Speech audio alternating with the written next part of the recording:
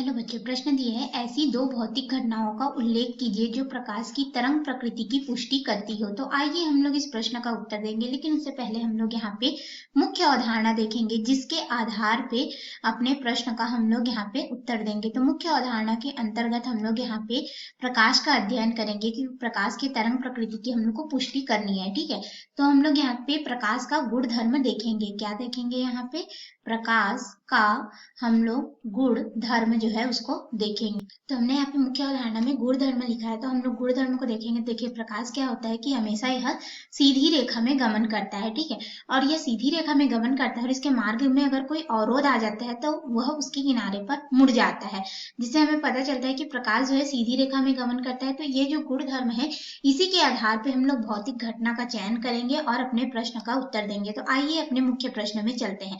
तो जैसा हम अपने मुख्य प्रश्न में आएंगे तो हमें मुख्य अवधारणा के अनुसार ये साबित करना है कि यह जो प्रकाश है वो तरंग प्रकृति को दर्शाएगा। तो ऐसी दो घटनाओं में एक घटना होती है व्यतिकरण। तो व्यतिकरण को हम लोग यहाँ पे देखेंगे जिसके आधार पे हम लोग तरंग प्रकृति की पुष्टि करेंगे। तो व्यतिकरण क्या होता है कि दो जो है समान आयाम समान आवृत्ति की प्रकाश तरंगे किसी माध्यम में एक ही दिशा में गमन करे तो उनके अध्यारोपण के फलस्वरूप क्या होता है कि प्रकाश की तीव्रता में परिवर्तन होता है। इस घटना को हम लोग व्यतिकरण कहते हैं। तो इसको हम लोग चित्र के माध्यम से समझते हैं। हमारे पास इस तरह से दो तरंग है। ठीक है, ये हमारे पास दोनों एक ही दिशा में गमन कर रही है। इनके आयाम यहाँ पे आप देख सकते हैं समान है। जहाँ पे श्रृंग यानी कि ऊंचा स्थान है वहां पे ऊंचा है, जहाँ पे गर्त यहाँ पे गर्त भी इनके समान है। तो इस तरह से इन दोनों तरंग को अगर जोड़ देंगे तो हमें एक नई तीव्रता का तरंग मिलेगा। ठीक है, इसकी तीव्रता को अगर हम लोग I1 माने और इसकी तीव्रता को I2 माने तो नई तीव्रता जो मिलेगी वह I होगी और यह इन दोनों के योग से हमें कई गुना अधिक मिलेगा। तो इसका आयाम भी हमारे पास अधिक होगा। तो एक नई तीव्रता का यहाँ पे तरंग मिल रहा है। यही क्या है? तीव्रता में परिवर्तन हो रहा है। इस घटना को हम लोग क्या कहते हैं? प्रकाश का व्यतिकरण कहते हैं। तो प्रकाश के व्यतिकरण में अगर देखें तो हमारे पास यहाँ पे समान आवृत्ति की दो तरंगे जो है आ रही है और आवृत्ति लगभग समान आयाम की हो तो प्रकाश में क्या होता है कि प्रकाश की तीव्रता के वर्ग के अनुक्रमानुपाती होता है, इसलिए तीव्रता हमें अधिक मिलती है। ठीक है, और ये व्यतिकरण की घटना जो है प्रकाश के तरंग प्रकृति को।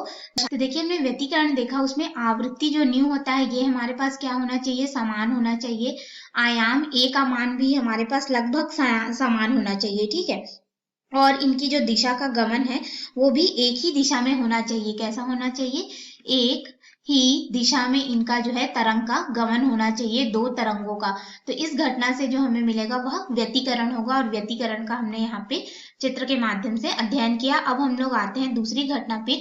दूसरी घटना को हम लोग प्रकाश का विवर्तन कहते हैं या फिर विवर्तन के नाम से जानते हैं। तो विवर्तन क्या होता है? विवर्तन क्या है इसको हम लोग इस चित्र के माध्यम से समझते हैं। ये हमारे पास एक प्रकाश स्रोत है। प्रकाश स्रोत के मार्ग में एक अवरोध है। ठीक है, जैसे हमने प्रकाश के गुणधर्म में मुख्य अवधारणा में देखा कि प्रकाश सीधी रेखा में गमन करता है, तो इस तरह से ये सीधी रेखा में गमन करता है। लेकिन जैसे ही तीक्ष्ण किनारा यानी कि ये जो छिद्र है इस पर प्रकाश पड़ता है तो यह इस तरह से किनारे पर मुड़ जाता है और किनारे पर मुड़ता है तो इस तरह से ये गोलीय रूप में मुड़ जाता है। ठीक है, जिसे गोलीय तरंगाग्र बनता है। और यहाँ पे अगर पर्दा रख दिया जाए या और कोई अवरोध रख दिया जाए तो उस पर इसकी ज्यामितीय छाया दिखाई देती है, कि आकृति हमें दिखाई देती है। तो ये होता है प्रकाश का विवर्तन, यानी कि जब प्रकाश तरंग के मार्ग में कोई अवरोध, जैसे कि हमने यहाँ पे एक अवरोध लगा दिया था छिद्र के माध्यम से, ठीक है, या तरंग किसी छिद्र से गुजरती है तो तरंग अवरोध या छिद्र पर मुड़ जाती है या फिर आंशिक रूप से मुड़ गई है ऐसा प्रतीत होता है। किनारों पर यह क्या होता है कि आंशिक रूप से मुड़ जाना ही प्रकाश का विवर्तन है।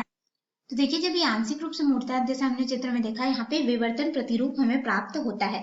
हमें हमेशा जो है प्रकाश का जो है विवर्तन यह दृष्टिगोचर नहीं होता, यानी कि दिखाई नहीं देता। लेकिन जो महीन वस्तु होती है जैसे कि बाल हो गया, तार हो गया या फिर पेड़ की पत्ती हो गई, उसके किनारे पर जब प्रकाश पड़ता है तो आंशिक रूप से मुड़ जाता है। जैसे आपने गर्मी के दिनों में यह देखा होगा, बहुत बार महसूस भी किया होगा कि जब ऐसे पेड़ की छाया में आप बैठे रहते हैं तो उसकी पत्ती के जो तीक्ष्ण किनारे होते हैं, जब इस पर सूर्य का प्रकाश पड़ता है और सूर्य का प्रकाश पड़ता है तो वो किनारा हमें चमकीला दिखाई देता है, यानी कि हमारे पास प्रकाश में रंग दिखाई देते हैं, रंगीन दिखाई देता है। ठीक है, और जब यह धरती पर पड़ता है तो कुछ इस तरह से गोल आकृति लिए हुए यह हमें छाया दिखाई देती है। यही प्रकाश के विवर्तन को दर्शाता है। या फिर पत्ती का जो किनारा होता है वो नई पत्तियों का वह चमकदार दिखाई देता है, यहाँ पे प्रकाश मुड़ती है और वहां पे रंगीन छाया दिखाई देती है। ठीक है, यही क्या होता है? विवर्तन होता है प्रकाश का। तो ये जो दो हमने देखा कि भौतिक घटना, एक तो विवर्तन हो गया और एक हमारे पास यहाँ पे व्यतिकरण हो गया। ये दोनों ही तरंग प्रकृति को दर्शाते हैं, क्योंकि तरंग में ही व्यतिकरण और विवर्तन का गुण होता है। तो ये दोनों प्रकाश के तरंग प्रकृति की पुष्टि करते हैं। धन्यवाद।